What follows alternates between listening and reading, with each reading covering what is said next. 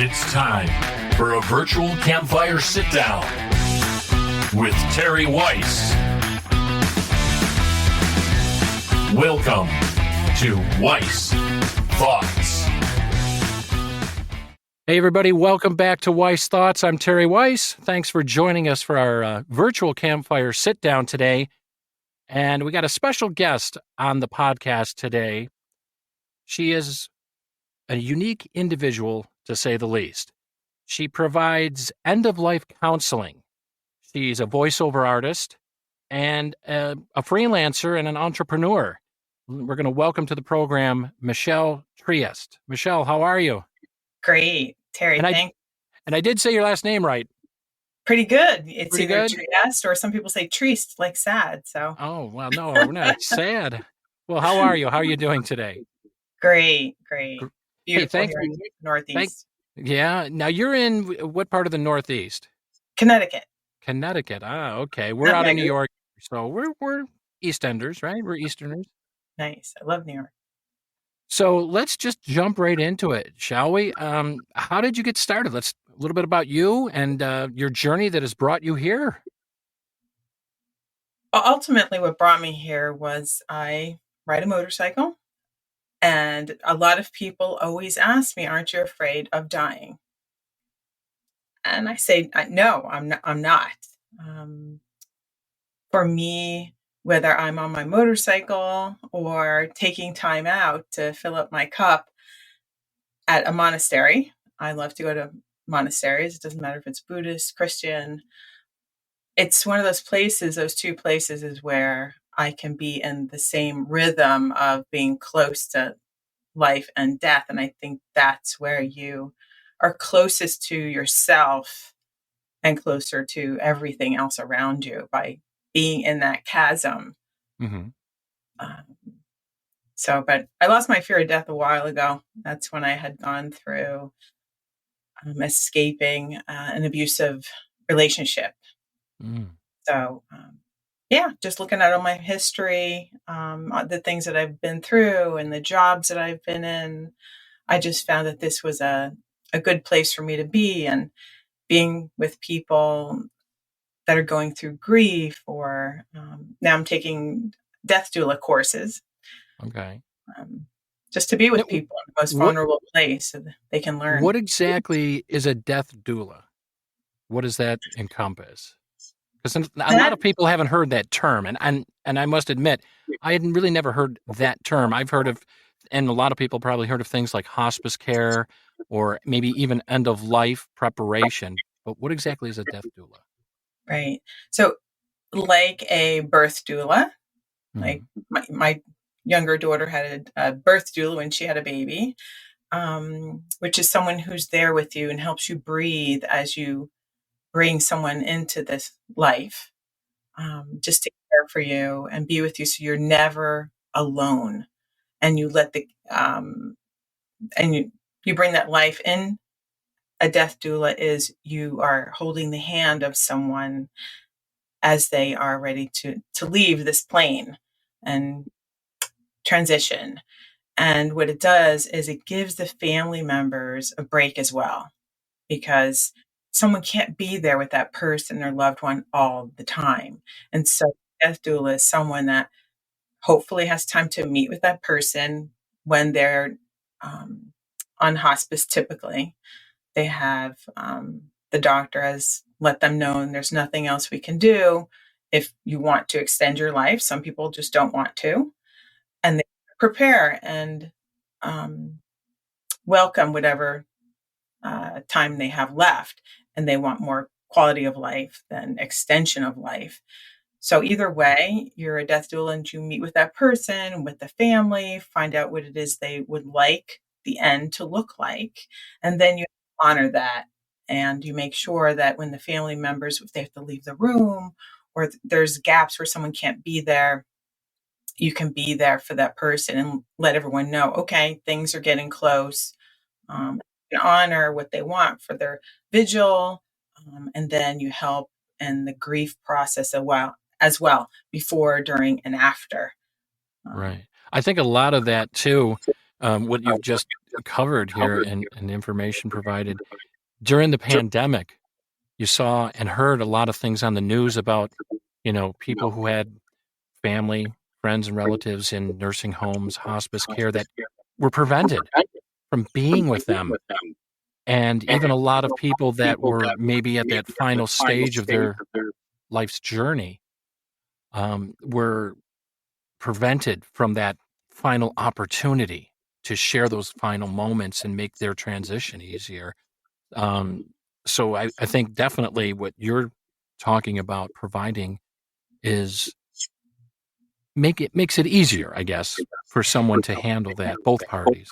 Yeah. The person that's getting ready to leave, some are more at peace with it than others. Some people have regrets, Right, or things that they want to share with the right, world.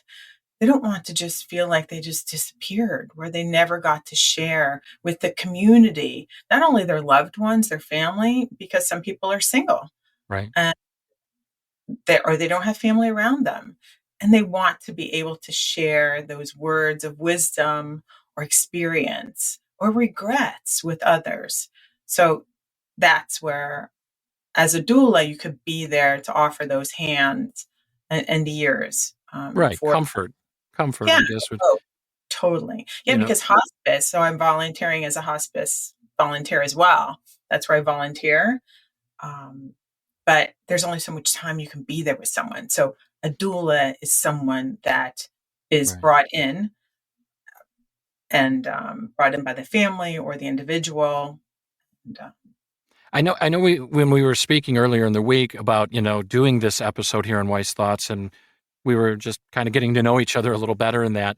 I had mentioned, and we had talked about at great length, that Western society, I think the mindset of the general population is we're going to live forever. And a lot of us are caught off guard, even when we know either the end for ourselves or one of our loved ones or close companions is coming.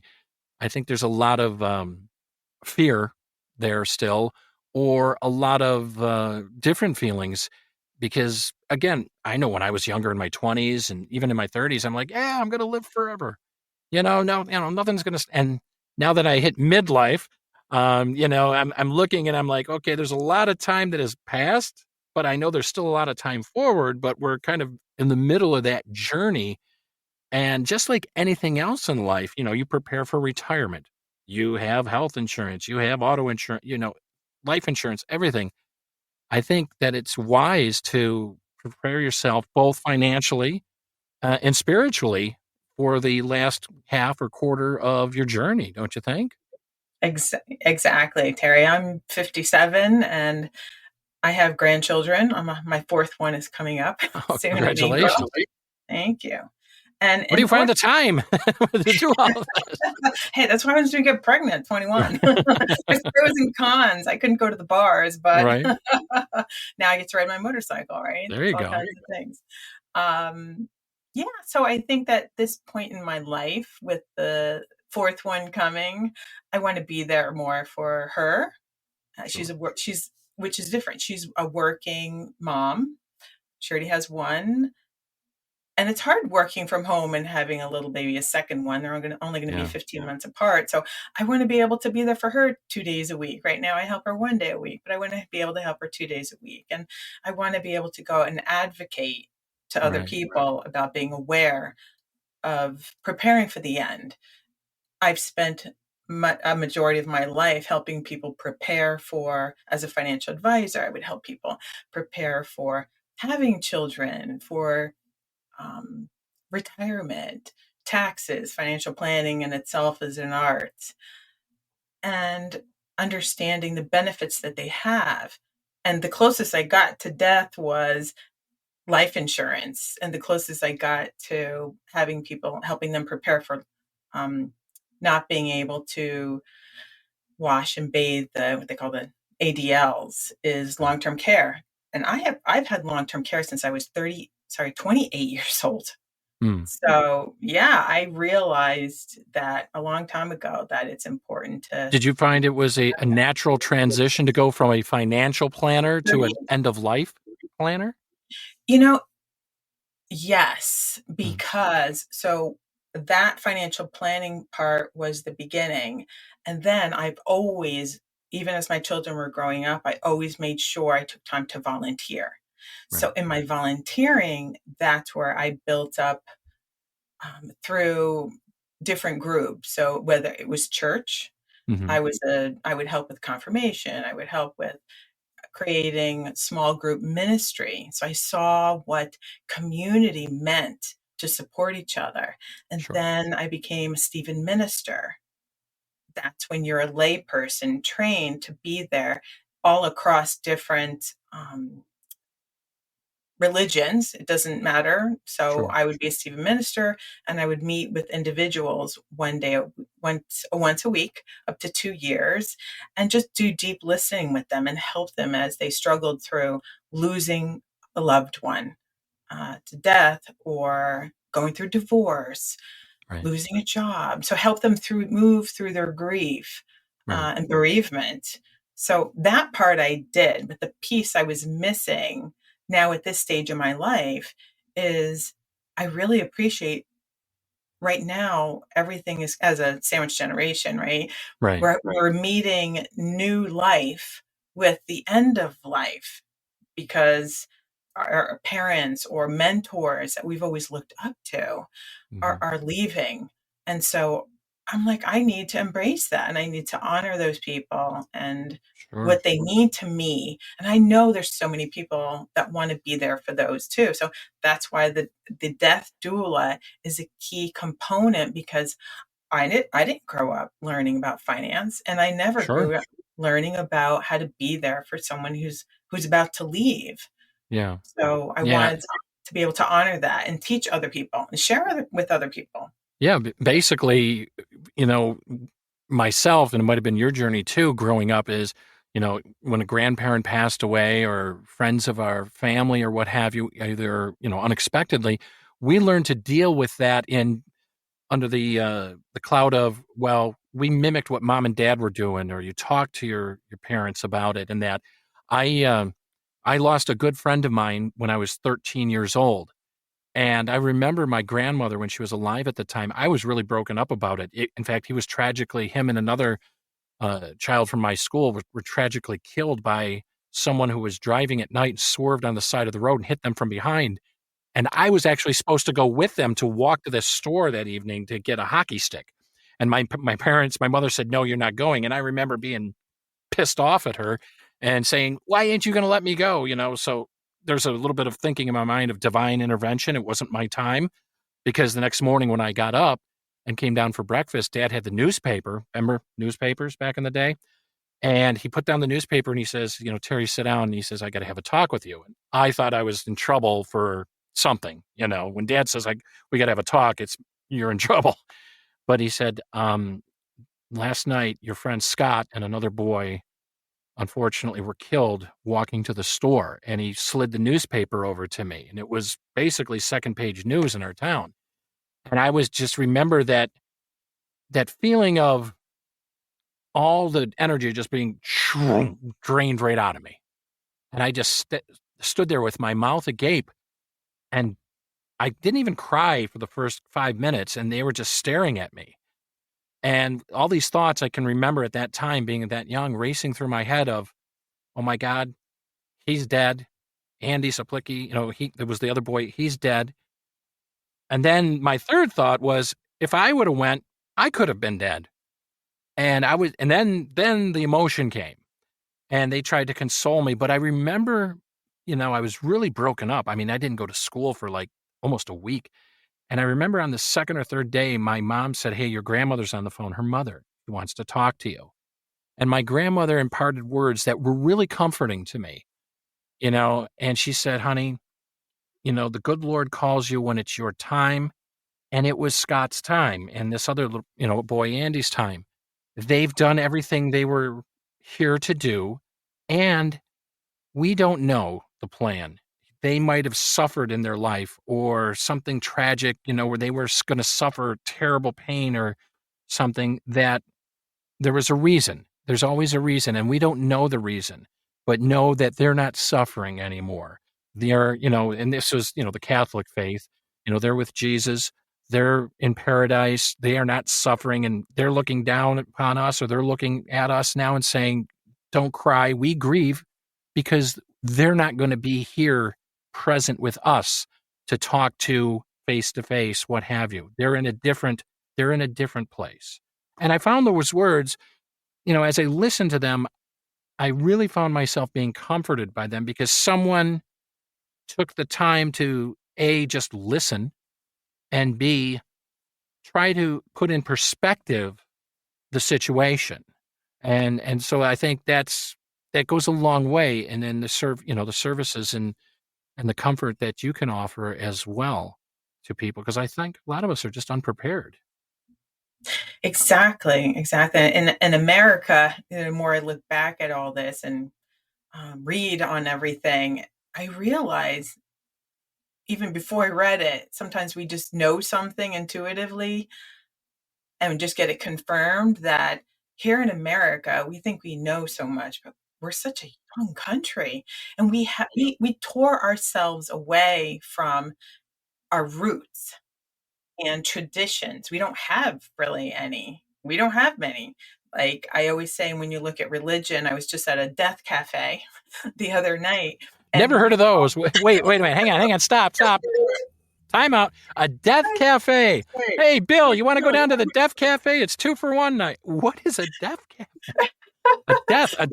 I've never heard of that. Yeah. Well, talk about the universe and God. I leaving a job. Yeah. A full-time job. I'm going into just working solo now, just speaking to groups.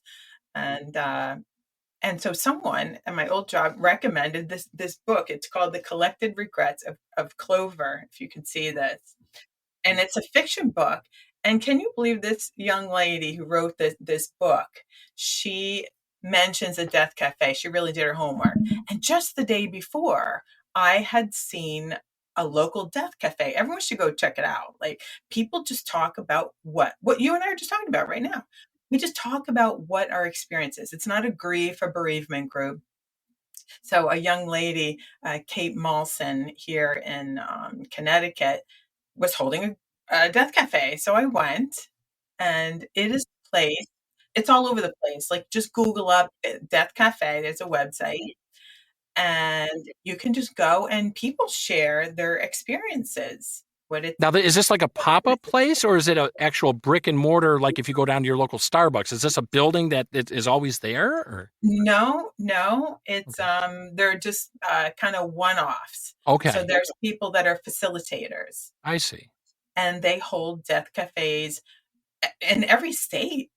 So if you got to get on the Google, then I have never heard of that. And it's so interesting. Yeah. Yes, there's actually a lady I met there. Her name was Jan, and she helps people deal with the loss of their pets. Oh, yeah, I know that pain too. Huge. So you just go, and you can share what your experiences are, what your thoughts are, and what have you thought about your own endings. Yeah. Oh, yeah, well, yeah. Well, speaking of pets, I mean, that's always hit me hard, pets. And sometimes, maybe a little ashamed to say, more than certain people in my life that have passed. Sure. Because pets, I've heard it said, pets they're the closest thing you can get to God. And that's a saying I've heard, and I really have taken that to heart and experienced it in my life throughout the years, is because they offer unconditional love. They don't care if you're overweight, underweight, tall, short, ugly, beautiful, make $100,000, $300,000 a year, or $5 a year.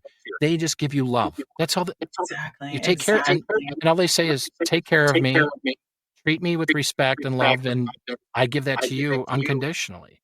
Right. And sometimes we don't even treat them that way, and they still give it back to us. Exactly. They're always there. I mean, I got to turn off those commercials on TV with was it Sarah McLachlan with the and they show the animals. I'm like, come on, you and the camera crew, you can give them a sandwich or something. Give them something, give them some food, and stuff Yeah. like that really, gets to me. But that's another. Now, can people come to you for things like that too, as well, or is it more towards actual And people? typically people. Okay, So, but if someone, so what I'm focusing on is going and speaking to groups, right, whether it be in people's um, place of work, because like you said, after COVID, yeah. it's a much more awareness now of Which, if people. something good came out of it, that would be it. That's one of the things. Exactly. So what I'm doing is going to companies and asking them, would you like to expand on your support for your employees so Right. they can be aware of end of life? As a financial advisor, I used to go and talk about estate planning, investments, insurances, you know, the Sure. whole gamut. And so now what I feel that we're missing is to be taught not only financial, but how to prepare for Sure. end of life, for yourself and for others that you love, or your Yeah, neighbors. So that's what absolutely. I'm looking to do, to focus on March and moving forward. That's going to be 100% what I'll be And focusing and on, and speaking to and these are groups. definitely important conversations that need to be had, Oh, because, when me and my wife went to our attorney some years ago and did our last will and our health proxies and our wishes, etcetera, we also had the conversation about, hey, when one of us goes, if one goes before the other, do you want a funeral? Do you want to wake? Do you want to be cremated? Do you want to have just a memorial service? Things like that.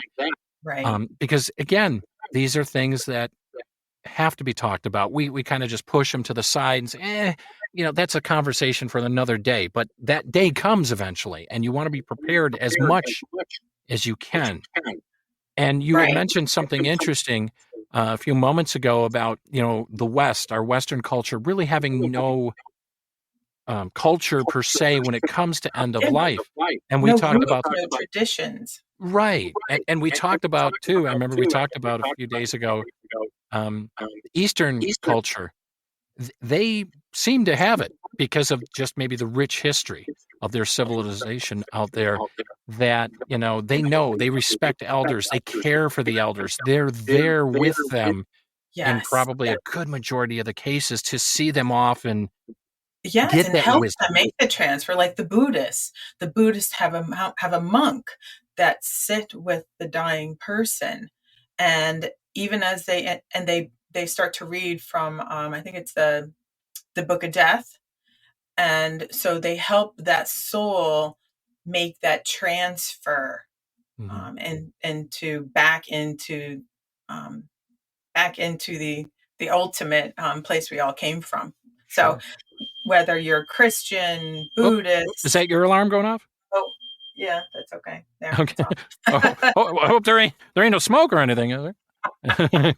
Dinner's done. Yeah, I live my life well. I'm Do you find, I don't know about you, Michelle, but do you find, I'm finding that more people, that in my circle are moving away from the traditional go to the funeral parlor, have a wake funeral, to having like maybe a intimate private service for immediate family, if they even go that far with a traditional funeral director or funeral parlor, to more of, we're going to take care of this, but we're going to have a memorial where people get together, like you said, and they celebrate the life, tell stories, have food, reconnect, and maybe even mend some past fences that may have been broken throughout the years in the family or friendships. Do you find that? exactly. Yes. And so that's for me, part of that legacy planning is to take a look at life, whether it's for the individual that's dying or the families, and use storytelling techniques to help them maybe reframe some of those stories, because Right.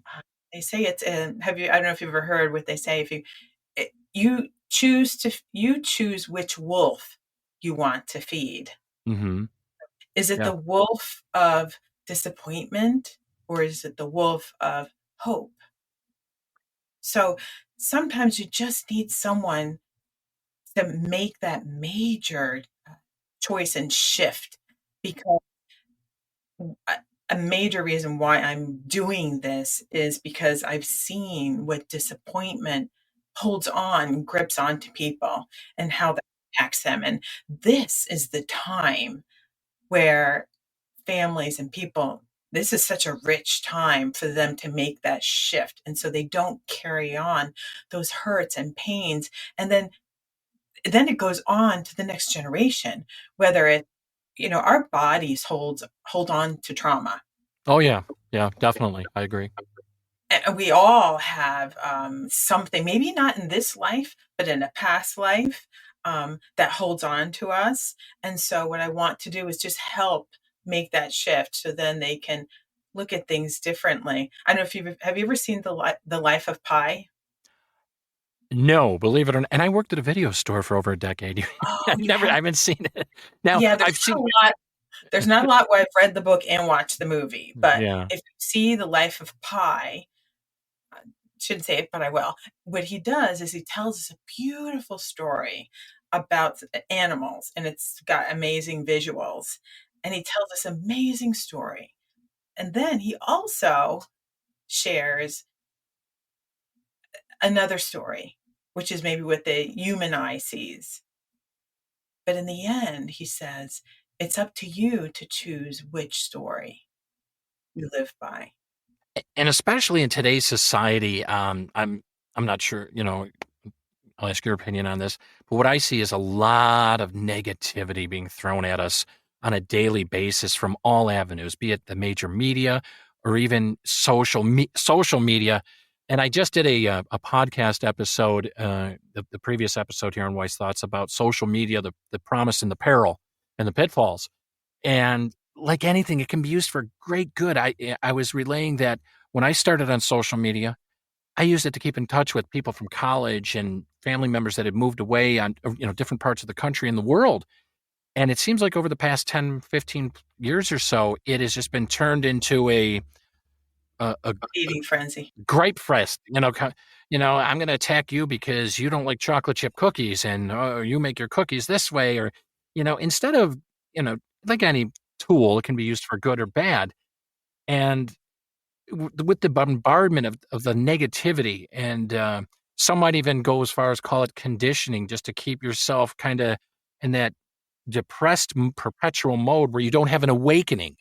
And I think what you help provide is to bring people together, unfortunately, through times of sorrow and a crisis, but to also maybe bring them an awakening to say, listen, learn from this experience, grow from it, and use it to propel you forward. Exactly. Yeah, that's a beautiful case of which wolf will we feed. And so I want to help people choose, if they're ready, to choose the wolf of hope, not only for themselves but for their future. Like, don't social media is definitely that wolf. There's pros and cons, life and death. You're going to choose. What are you going to choose here? And but we have the ability to choose for ourselves. So don't just. But I don't want to see people just waste their time and shrink back. I want them to be brave and make the choice for good. Sure. And it's something, speaking about endings here on this episode of Wise Thoughts with Michelle Trieste, and she is an end of life planner, uh, counselor, guru, I guess we could say, a death dahlia, and That's so much more, voiceover I know, artist, thank you. confidant, and so much more that I had, unfortunately, we had a death with a gentleman who I've played music with, or had played music with, for over a decade, with a couple other gentlemen, and we knew that his time was going to be limited. He had that information he had gotten from his physician, and unfortunately, there was really nothing they could do for him. And he was given a finite amount of time, but however, he didn't even last the first 60 days of that finite amount of time. But the thing is, like we talked about a few moments earlier, the family had a private service for just the immediate family, him and his, children and wife and what have you. But then they had a memorial service It was like unlike anything I've ever been or attended in my life. There had to be when I walked into this place that they had rented, I figured, "Okay, there'll be maybe 50, 60, 100 people here, a couple 100." There had to be 500 plus people here. It was standing room only, and they had a big TV at the front with a stage and that they were gonna play some music, people microphones giving their remembrances of him. They had catered food, and it was, like I said, standing room only tables. At first, my first thought was, "Is this a wedding reception I walked into?" But it was beautiful. Yeah, and there were tears shed, there were tears shed, but there was a lot of memories. I met some people that I didn't know he knew, obviously, they didn't know about me. We shared stories, laughter, tears, but mostly I came away with it actually feeling so much better after that few hours, and it was a celebration of his life. Although some might think, well, this is maybe a little unorthodox, but I see society here swinging more towards that rather than, like you said, delving into those stages of grief where you go through, anger, denial, disbelief, depression, what have you. Exactly. They say that the messier a death is, that means like the more people are involved, the better, because you want people to connect. And that's how we learn, right? The saddest service I've gone to was I used to oversee manage homes for the disabled, and I had gone with a resident, um, and it was the saddest memorial because this gentleman that passed away, he was an attorney. He had, I mean, he had uh, he had a lot of riches, you might say. And what was I felt very sad because there were only maybe 15 people present, and the eulogy was pretty much reading his The book. link Oh, reading his LinkedIn, wow. and Yeah. he had donated money. Okay, check, sorry, but Yeah. it was like reading someone's tax return.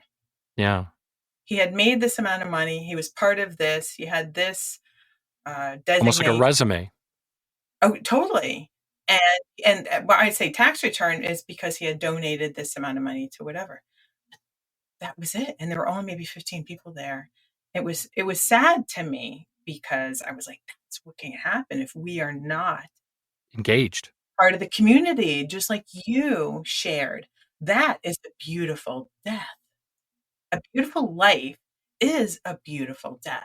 Exactly. I mean, I've told my children growing up because I had this knowledge imparted on me in my late teens, early 20s by a gentleman at an organization I was working at. And he was probably about my age now, you know, mid 50s.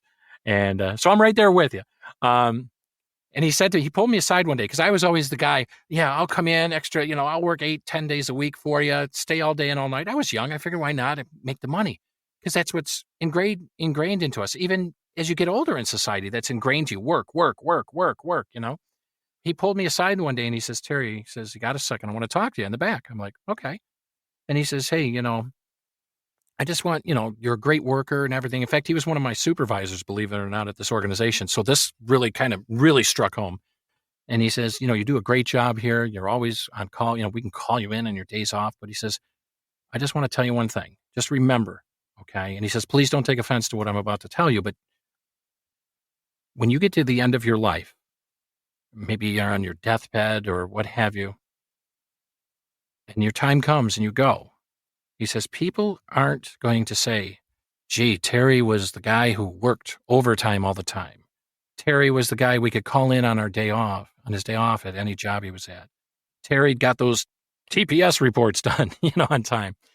They're going to say Terry was a good friend, brother, husband, grandfather, father, confidant, what have you, son. Just remember, don't lose sight of what really matters in your life. He says it's good to be a good worker and to be dedicated to your trade or craft or organization, but just remember, because life moves pretty fast. And I'm thinking, Ferris Bueller? Um, you know, but he imparted that, and I'm paraphrasing, the conversation. It was about a 5-minute conversation, we talked. And I remember that. And the funny thing was, about 2 years later, I had to go to his funeral. Yeah. So, but it always stuck out with me, that conversation. And I paid that forward to my children. Because Dad, I don't know what I want to be. I want to maybe be a veterinarian, or I want to be in criminal justice, and I tell them, listen, you do whatever makes you and your heart and your soul happy. As long as you are not harming yourself or others, I'm sure me and your mother are fine. But at the end of the day, remember, do something that matters, but don't be so engulfed in that you let your life pass you by and you forget who you are. Okay. You can, if you want to be a ditch digger, you want to work at McDonald's, you want to be a CEO, you want to be a president, whatever, do what makes you happy. It's your life to live, no one else's. And at the end of the day, when your time comes to pass away and go to that final place, you want to go saying, you know what? I did, I tried, I loved, I laughed, what have you. And And try again. yeah, and you go with that, because I've never been to a funeral or a service for anyone, I don't think, where somebody walked up to the person, or walked up to the picture or the urn and said, yeah, they were working overtime all the time. What a great gal or guy no, I've never heard stuff like that muttered. No. You It's like you said, that gentleman left his legacy. He Yeah. was already leaving that 2 years before he even moved on, before he Yeah. died.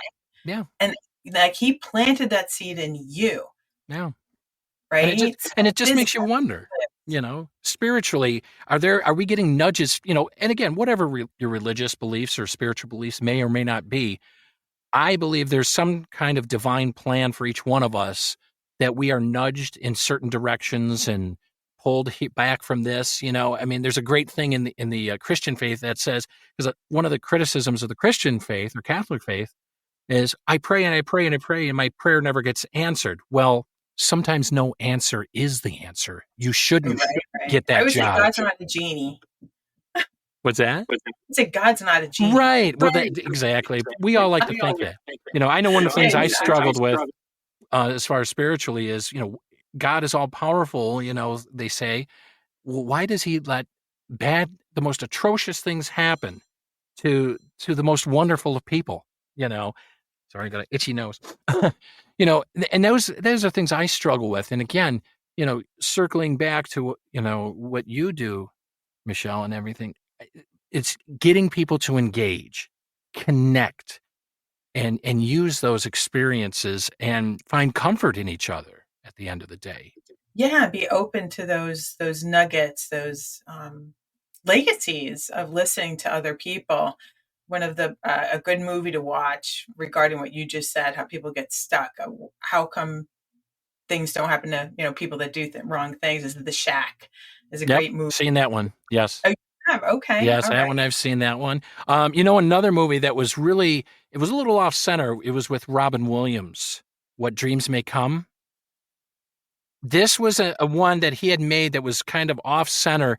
For those, I'm sure a lot of people have seen it, but not to spoil it. He passes away rather suddenly and leaves behind a family, but he doesn't believe he's dead. Cuba Gooding Jr.'s in it as well, and he's kind of like his guide on his journey in the afterlife. And Robin Williams doesn't believe he's gone initially. And the whole film, I would say 95% of it takes place in his afterlife, and what he's coming to grips with, that he's not alive anymore. It's done. And he has to come to grips with that. It's an emotionally tearing movie, but it's very, very insightful. It's called What Dreams May Come, with Robin Williams and Cuba Gooding Jr. Okay, I got it. I'll check that one So, out. if It's someone, amazing to talk to people, what you can find out. And someone told me about if Many Lives, Many Masters is a short book, or actually you can get it on audio from the library. And you just said something about future. So Many Lives, Many Masters was written by a Dr. Brian Weiss, and he's a psychiatrist, and he did hypnosis on someone. And this is all real. And he went back, she had trauma and fears, and he helped her through hypnosis go back into past lives, and helped her find closure. And in that, she also said certain things in his personal life that help bring closure. Sure. Absolutely. And we don't know, and that's the thing. You know, we think we know as the human species, we can be extremely arrogant. We think we know, we have the answers, and there's a lot we don't know. There's a lot every day they're discovering that we just don't know. However, I think throughout history of our species there have been individuals that have been placed here that have some knowledge of the other realms. I've had spooky experiences, or like I remember the grandmother I was speaking about earlier that helped me through a very traumatic time when I was around 13 years of age. When she finally passed in her old, she lived to be almost 85 years old. And I was a pallbearer at her funeral. And I remember about a month or two after that, I started having these vivid dreams and almost on a nightly basis about her, because I was broken up about it, because that was the grandmother. We really spent a lot of time at her house growing up as kids, and she always cooked the meals, et cetera, et cetera. And I remember one of the dreams, because I was still pretty broken up about it. This was about a month after her funeral. And I remember having a dream. We were back in her house, my sister, my mom and dad, me visiting, and my grandfather was still alive. Now, he had passed quite a few years earlier before my grandmother. And we were in their home, and we were sitting at their little kitchenette table, and grandma always made us dinner. And I remember we were eating, and I'm looking around in this dream. It's like, how when you're in a dream state, am I here? Yeah, I must be here because I'm doing this. And she slid a plate of chocolate chip cookies onto the table, and she goes, "Now you guys eat up." And I turned around to look at her, and I'm looking directly at her in my dream, and I'm like, "Grandma, what are you doing here? You died." And I remember she put her hand on my shoulder, and you know how when you come down to somebody and kind of give them, she goes, "Oh, honey, don't you worry about me. I'm fine. You have a cookie." And then I woke up, and I was like, wow, whoa.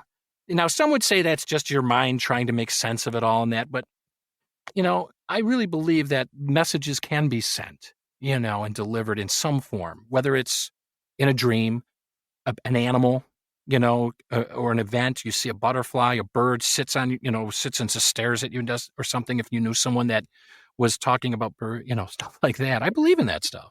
Call me.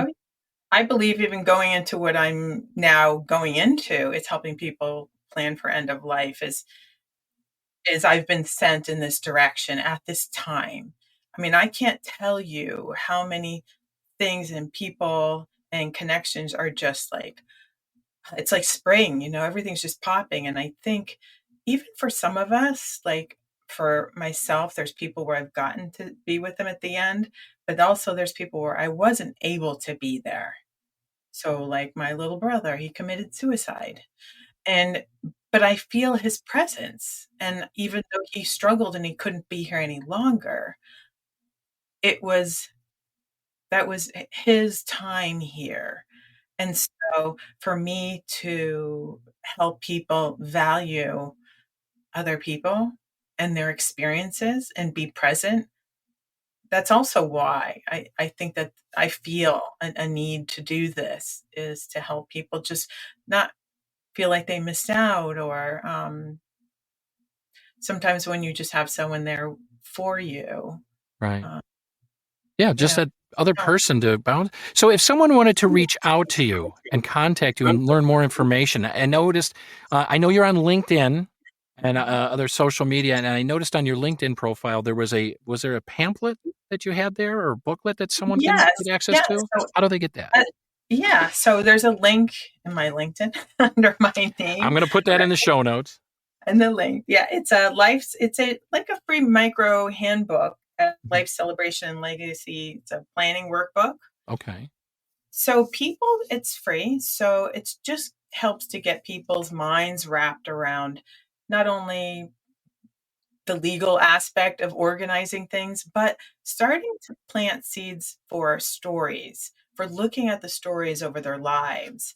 And if someone wants to even go even deeper as far as direction, I have something, I think it's like $19 on my website, which is the art of celebrating life. If someone wants to go dig deeper, but I wanted to offer something free that would get people just beginning and start writing down things and just start to explore things that they want to have. Maybe it's their vigil, or just things that they feel like they want to get, do or see or share before their time comes, because we never know when that'll be. So just to Right. get people kind of on their bikes.